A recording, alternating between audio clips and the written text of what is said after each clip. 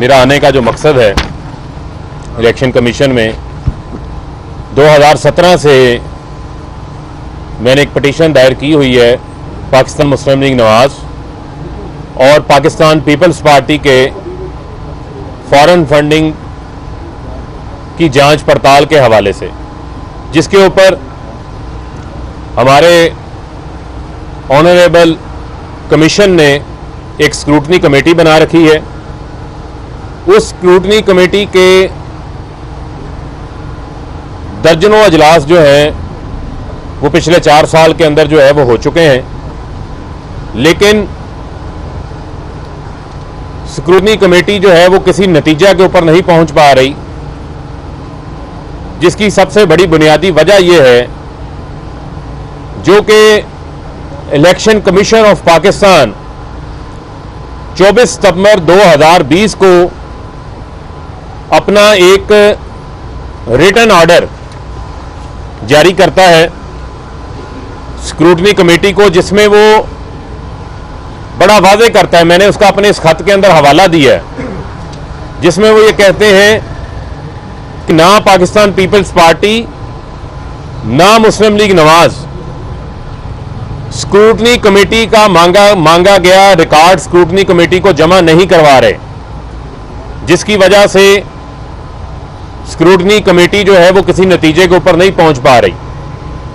और scrutiny committee को 24 सितंबर को 6 हफ्तों का वक्त दिया गया था कि आपने अपनी फाइंडिंग्स कंक्लूड करके इलेक्शन कमीशन को जमा करवाना है। वो 5 नवंबर की डेडलाइन थी, वो भी गुजर गई। आज जो है वो 15 जनवरी हो गई है, लेकिन फैसला इसके ऊपर नहीं आया, जिसकी वजह से आज हमने चीफ इलेक्शन कमिश्नर को ये खत दिया है, जिसमें मौक़िफ़ इख्तियार किया है कि स्क्रूटनी कमेटी का इजलास जो है वो रोज़ाना की बुनियाद के ऊपर हो, ताकि पीपल्स पार्टी और नून लीग की जो फॉरेन फंडिंग है इसका फैसला हो सके।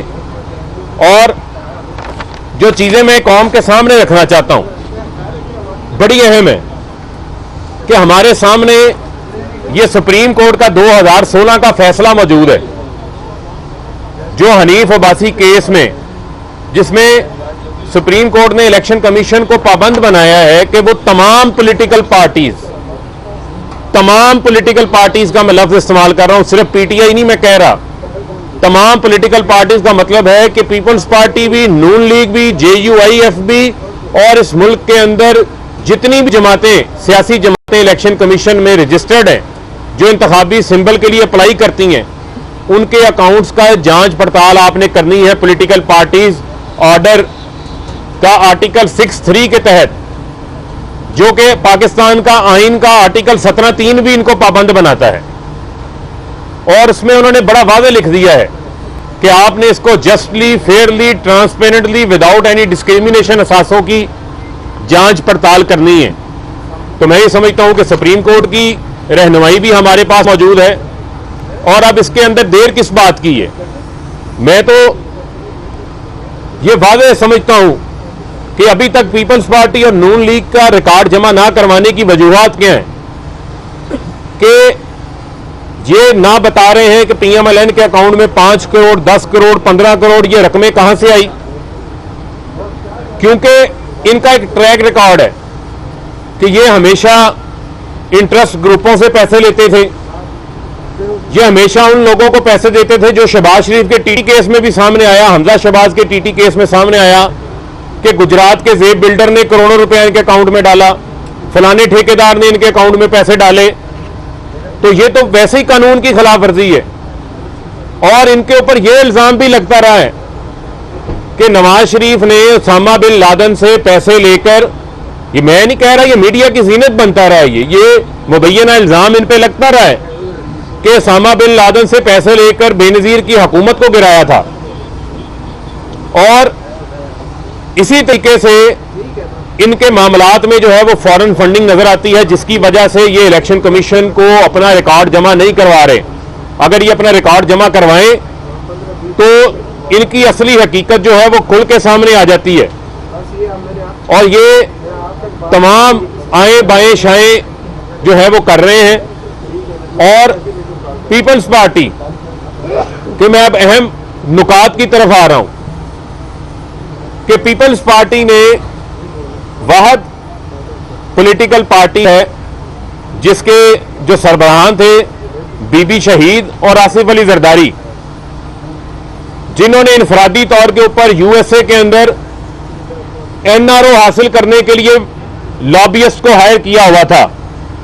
मार्क सीगल, मैं खुद से कोई बात नहीं कर रहा, मेरे पास ये अमेरिका की फारा की वेबसाइट का तमाम रिकॉर्ड, इतना बड़ा पलंदा जो पीपल्स पार्टी का है वो मेरे पास मौजूद है। मैं डॉक्यूमेंट्स के साथ बात कर रहा हूं, फैक्ट्स के साथ बात कर रहा हूं, हकाइक के ऊपर बात कर रहा हूं। मैं झूठों के टोले की तरह बात नहीं करूंगा जो कहते थे कि अल्हम्दुलिल्लाह मेरी लंदन में क्या, मेरी तो पाकिस्तान के अंदर कोई प्रॉपर्टी नहीं, वही अल्हम्दुलिल्लाह आके ट्वीटें करना शुरू कर देते हैं कि जनाब हम 19 तारीख को इलेक्शन कमीशन के सामने जा रहे हैं पीटीआई की फॉरेन फंडिंग के ऊपर।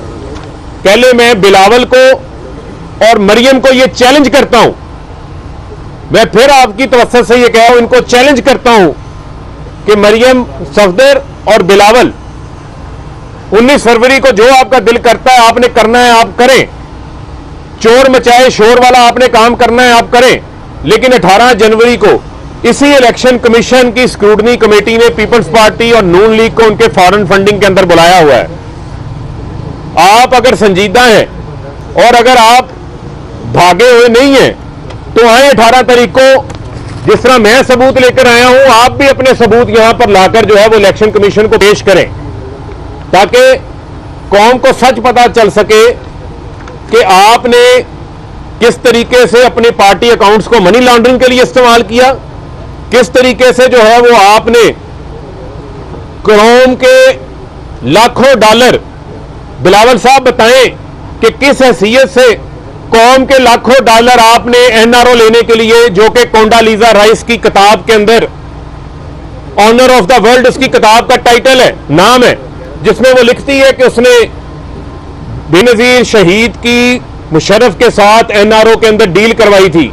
और मार्क सीगल वही शख्स है जो कि बेनजीर शहीद के कत्ल केस के अंदर जिसको उनका खत लिखा था, वो गवाह भी था, पाकिस्तान भी आया था, ढका छुपा नहीं है। 1994 से 1999 से लेके 2008 तक यही पीपल्स पार्टी मार्क सीगल को लॉबिस्ट के नाम के ऊपर $3,40,000 अदा कर चुकी है। $3,40,000 अदा कर चुके हैं एनआरओ लेने के लिए जो लॉबिस्ट हायर करते हैं। मैं फिर बताऊंगा, पाकिस्तान पीपल्स पार्टी एलएलसी यूएसए के जस्टिस एंड लॉ डिपार्टमेंट की फॉरेन एजेंट रजिस्ट्रेशन एक्ट 1938 के अंदर उनका रिकॉर्ड मौजूद है, जिसमें आसिफ अली जरदारी के मार्क सीगल के साथ माहिदे के ऊपर दस्तखत मौजूद है। वो मेरे पास डॉक्यूमेंट्स जो है वो मौजूद है, दस्तखत शुदा डॉक्यूमेंट्स मौजूद है। और जैसे ही 2008 में पीपल्स पार्टी इख्तिदार में आती है, जो समझने की बात है कि 1999 से लेकर 2008 तक इस 10 साल के अरसा के दौरान $3,40,000 देते हैं अपनी लॉबी करने के लिए मार्क सीगल को। जैसे ही हुकूमत इख्तिदार में आती है तो मार्क सीगल को पीपल्स पार्टी हुकूमत पाकिस्तान का लॉबियस्ट मुकर्रर कर लेती है, हुकूमत पाकिस्तान का लॉबियस्ट मुकर्रर कर लेती है। और उसके ऊपर 2008 से 2012 तक जब शेरी रहमान वहां पर एम्बेसडर थी अमेरिका की, जब हुसैन हक्कानी एम्बेसडर थे अमेरिका के, तो इन्होंने पाकिस्तानियों का, कौम का $60 लाख मार्क सीगल और उसके एसोसिएट्स को वहां पर लॉबी के लिए अदा किया। $60 लाख, $6 मिलियन अदा किया, जो कि डॉक्यूमेंट्स बता रहे हैं। मैं इनसे पूछता हूं ये कौन सी पाकिस्तान के लिए लॉबी कर रहे थे? ये पाकिस्तान के कौमी खजाने के खर्चे के ऊपर आसिफ अली जरदारी अपनी एनआरओ के लिए लॉबी कर रहे थे, अपने वहां पर इख्तिदार में आने के लिए, दोबारा इख्तिदार में आने के लिए लॉबी कर रहे थे, वहां के सेनेटर्स के साथ, वहां के रिप्रेजेंटेटिव्स के साथ, वहां के थिंक टैंक्स के साथ, कौम के पैसे के ऊपर ये कर रहे थे।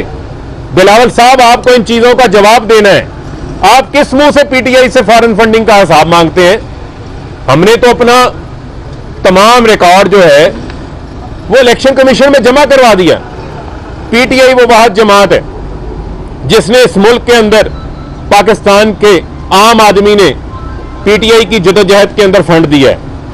हमारे ओवरसीज पाकिस्तानियों ने फंड दिया है। वो ओवरसीज पाकिस्तानी जो कि सालाना पाकिस्तान को 22 अरब डॉलर की रेमिटेंसेस भेजते हैं, 22 अरब डॉलर की, जो इंशाल्लाह इस साल पहले 6 महीने में 14 अरब डॉलर हो चुकी है। इस साल इंशाल्लाह उसके अंदर भी इजाफा होगा। वो ओवरसीज पाकिस्तानी, सबको पता है कि पीटीआई को ओवरसीज पाकिस्तानियों ने कितना सपोर्ट किया है। वो हमारे पाकिस्तानी है जो पाकिस्तान की तामीर और तरक्की में अपना किरदार अदा कर रहे हैं, वहां से पैसे भेज रहे हैं। वो तो पाकिस्तानी वहां से पैसे भेजते हैं। आप पाकिस्तान का पैसा जो है वो मनी लॉन्डर करते हैं, कभी सरे महल बनाते हैं, कभी एवन फील्ड के महलात बनाते हैं। आप किस मुंह से जो है वो हमारे ऊपर जो है वो सवाल उठा सकते हैं? लेकिन मैं ये कहता हूं कि हम भी अपना हिसाब दे रहे हैं, हम भी अपना हिसाब दे रहे हैं, हम अपना रिकॉर्ड जमा करा रहे हैं। अगर हम अपने 40,000 डोनर्स का रिकॉर्ड जमा करवा सकते हैं तो आप क्यों नहीं रिकॉर्ड जमा करवा सकते? मैं तो ये पूछना चाहता हूं पर्ची चेयरमैन बिलावल से कि पर्ची चेयरमैन आप जो है वो अपना रिकॉर्ड जमा करवाएं। मैं पनामा रानी को ये कहता हूं आप अपना रिकॉर्ड जमा करवाएं ताकि दूध का दूध जो है वो पानी का पानी जमा हो। और मेरा चैलेंज कबूल करें कि 18 तारीख को भी आए इलेक्शन कमीशन में आपकी हेयरिंग है, आप आकर खुद स्क्रूटनी कमेटी के सामने जो है वो पेश हो ताकि पता चले कि असल जो है वो हकीकत क्या है और किस तरीके से उल्टा चोर कोतवाल को डांट रहा है। और पीएमएलएन और पीपल्स पार्टी खुद फॉरेन फंडिंग के गड़े के अंदर जो है वो गिरी हुई है। और ये अब हकाइक और ये डॉक्यूमेंट्स जो हैं वो अवाम को भी दिए जाएंगे, आप लोगों को, मीडिया को भी दिए जाएंगे। और मैं उम्मीद करता हूं कि मेरे आज के इस लेटर के ऊपर election commission of Pakistan day to day proceedings का स्क्रूटनी कमेटी को हुक्म देगा और आइंदा आने वाले दिनों के अंदर फौरी तौर के ऊपर जो है वो इसका फैसला करेंगे ताकि जो है वो कानून की अमलदारी जो है वो हकीकी तौर के ऊपर कायम हो सके। फारूक साहब ये बताएं कि क्या वजह है कि इलेक्शन कमीशन 4 साल से पीपल्स पार्टी नून लीग और 7 साल से तहरीक इंसाफ की स्क्रूटनी मुकम्मल नहीं कर पा रहा? देखिए कैपेसिटी का इशू है या देखिए बात यह है कानून मौजूद है, कानून में अमलदारी का मामला है और स्क्रूटनी कमेटी भी बनी हुई है और स्क्रूटनी कमेटी जो है उसके ऊपर अपना फाइंडिंग्स मुकम्मल करे, रिकॉर्ड जमा करवाए। अभी पीएमएलएन वाले अपना रिकॉर्ड जमा नहीं दे रहे, पीपल्स पार्टी रिकॉर्ड नहीं दे रही, तो इलेक्शन कमीशन की स्क्रूटनी कमेटी ने बैंकों को लिख दिया है कि इनका रिकॉर्ड आप जमा करवाएं। और मैं आपको यह भी बताऊं कि जो इनका 19 जनवरी का जो पीडीएम का जो एहतजाज का प्रोग्राम है वो एहतजाज पीटीआई फॉरेन फंडिंग के फैसले के लिए नहीं कर रहे, वो एहतजाज करना चाहते हैं इदारों को प्रेशराइज करने के लिए कि जो जवाब ये जमा नहीं करवा रहे पीएमएलएन और पीपल्स पार्टी अपनी फॉरेन फंडिंग के अंदर, ये चाहते हैं कि उसमें भी इनको एनआरओ मिले, उसके ही प्रोसीडिंग्स भी जो बंद हो जाएं। ये 19 जनवरी का जो एहतजाज है वो इस बुनियाद के ऊपर है। अगर मरियम और बिलावल 18 जनवरी को आकर अपने केस में पेश हो, मैं अपने अल्फाज वापस ले लूंगा, मुझे पता चल जाएगा कि इनकी कितनी हकीकत है। अगर ये नहीं आते और 19 को आगे एहतजाज करते हैं तो फिर मैं इनको कहूंगा कि अपने सबूत भी जो है वो साफ आप लेकर आए, दूसरों को नसीहत, खुद मियां फसीहत ना बने आप, ठीक है, खसियानी बिल्ली की तरह खंबा ना नोचे। ये बताएं कि इदारों पर हमले की हिस्ट्री रही है पाकिस्तान मुस्लिम लीग नवाज की, रोड की ऑपोजिट साइड पे सुप्रीम कोर्ट ऑफ पाकिस्तान, वहां पर हमला किया गया नून लीग की जानिब से। अब इलेक्शन कमीशन के बाहर उन्होंने एहतजाज का ऐलान कर रखा है, बकौल आपके वो दबाव डालना चाह रहे हैं इदारों पे ताकि उनके खिलाफ जो फॉरेन फंडिंग की तहकीकात हैं उन्हें रोका जा सके। तो क्या हुकूमत है पाकिस्तान, क्योंकि आप हुकूमती नुमाइंदे भी हैं, तो इलेक्शन कमीशन की सिक्योरिटी के लिए कोई देखें ये चाहे इलेक्शन कमीशन है चाहे हमारे दीगर इदारे हैं, ये पाकिस्तान के आईनी इदारे हैं, ये रियासती इदारे हैं। इन रियासती इदारों का एक तकद्दुस है, इन रियासती इदारों की एक इज्जत है और मैं ये समझता हूं कि ये स्टेट की जिम्मेदारी है कि अपने रियासती इदारों की जो पाकिस्तान के आइन और कानून के तहत पाकिस्तान के अंदर अपनी अमलदारी कायम किए हुए हैं, उनकी जो है वो तकरीम का जो है वो ख्याल रखा जाएगा। और इनसे तो किसी किस्म की कोई बईद नहीं है, ये तो जो है वो पाकिस्तान के कानून को और आइन को इज्जत देने को तैयार नहीं है। नवाज शरीफ जो है वो अदालतों से, फैसलों से भागे हुए लंदन के अंदर जो है वो बैठे हुए हैं। तो मैं ये समझता हूँ कि इसके ऊपर जो है वो हमारी वजारत दाखिला को एक देखना पड़ेगा और मरबूत हिकमत अमली के तौर के ऊपर सामने आना चाहिए। और मैं ये समझता हूँ कि उसके ऊपर रियासत अपनी अमलदारी जो है वो कायम करेगी। किसी को भी किसी रियासती अदारे के ऊपर चढ़ाई करने की किसी किस्म की कोई इजाज़त नहीं दी जाएगी। अच्छा फारूक साहब, ये बताइएगा कि पीटीआई का हमेशा जो स्टांस था कि उनको ममनुआ फंडिंग नहीं मिली, अब कल जो जवाब जमा कराया गया है उसमें कहा गया कि अगर कोई ऐसी फंडिंग हुई है तो वो एजेंट की जिम्मेदारी है, हमारी नहीं है। तो मुद्दा अपने एजेंट देखें, बात ये है कि ये इन कैमरा जो है वो प्रोसीडिंग्स हो रही हैं। जब बाहर एक मौकफ आता है तो उसका दूसरा मौकफ नहीं आता। आपने अच्छा किया, आपने ये सवाल कर लिया। मैं आपको ये बात ऑन रिकॉर्ड कह रहा हूं, सुप्रीम कोर्ट के अंदर वो तमाम नोटराइज्ड रिकॉर्ड वही हनीफ अब्बासी अकबर एस बाबर का केस कॉपी पेस्ट करके लेकर गया था, नोटराइज्ड रिकॉर्ड जमा करवाया गया। जो पैसा बाहर से आया है वो बैंकिंग चैनल से आया है और वो पाकिस्तानियों ने भेजा है, किसी फॉरेन नेशनल ने नहीं भेजा। मैं चैलेंज कर रहा हूं इनको, मैं इनको चैलेंज कर रहा हूं और वो रिकॉर्ड जमा करवाया है। और जब फाइंडिंग सामने आएंगी तो ये मुंह छुपाते फिरेंगे। आप ये देखें कि पीपल्स पार्टी और नून लीग जो कि पिटिशनर ही नहीं है पीटीआई केस के अंदर, उनको फिक्र है, उनको फिक्र पीटीआई केस की नहीं है। मैं आपको फिर बता रहा हूं, उनको 4 साल से चलने वाला जो उनका अपना फॉरेन फंडिंग का केस है, जो मार्क सीगल को पैसे दिए हैं, बिलावल साहब उसकी रसीदें दिखाएं कि जो मार्क सीगल को लाखों डॉलर अमेरिका में भिजवाए हैं वो मनी लॉन्ड्रिंग से भेजे हैं, हुंडी से भेजे हैं, या अमेरिका के अंदर बैठे किसी फॉरेन नेशनल ने वो अदा किए हैं। आपके ऊपर ये सवालात उठ रहे हैं और ये मैं इल्जाम नहीं लगा रहा, ये मैं डॉक्यूमेंट्स और फैक्ट्स की बुनियाद के ऊपर बात कर रहा हूं जो कि फारा की वेबसाइट पे पड़े हैं। आप भी जाकर फारा की वेबसाइट के ऊपर गूगल कर सकते हैं, पीपल्स पार्टी एलएलसी लिख सकते हैं, इनका पूरा रिकॉर्ड कई दहाइयों का आपके सामने आ जाएगा, कितने पैसे मार्क सीगल एंड उनके एसोसिएट को जो है वो अदा किए गए। पीएमएलएन यूएसए के अंदर रजिस्टर्ड है, कहते हैं हमारा कोई फॉरेन अकाउंट ही नहीं, यूएसए में रजिस्टर्ड है। जुबैर गुल जो है वो पीएमएलएन यूके रजिस्टर्ड करवा के बैठा हुआ है। देखे, प्राइवेट लिमिटेड कंपनी रजिस्टर्ड करवाई हुई है, पीएमएलएन यूके प्राइवेट लिमिटेड।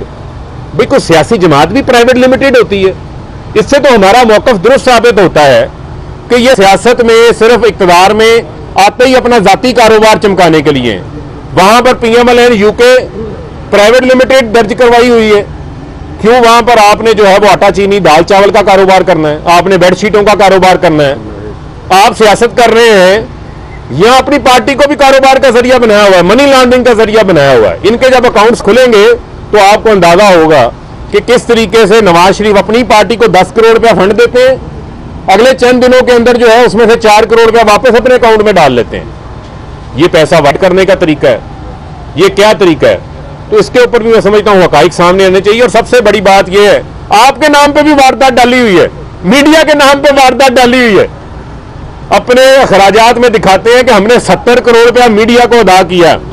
कितना? 70 करोड़ रुपया मीडिया को अदा किया। जब हमारी हुकूमत है, हमें हुकूमत मिली, तो मीडिया का अरबों रुपया वाजिबुल अदा जो है वो हमें हुकूमत को अदा करना पड़ा, जो इनके इश्तिहारात थे।